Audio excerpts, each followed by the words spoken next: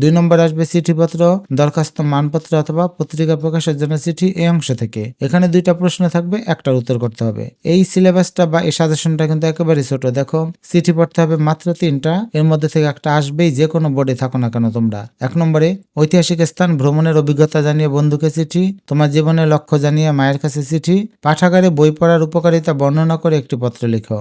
দরখাস্ত মাত্র 2টা পড়লেই হবে। অনুপস্থিতির কারণে ছুটি চেয়ে প্রধান শিক্ষকের নিকট আবেদনপত্র লিখো। আবার তোমার এলাকায় পাঠাগার স্থাপনের জন্য ইউনিয়ন পরিষদের চেয়ারম্যানের নিকট আবেদনপত্র লিখো। এরপর আছে পত্রিকা প্রকাশের জন্য চিঠি, এখানে 2টা পড়লেই হবে।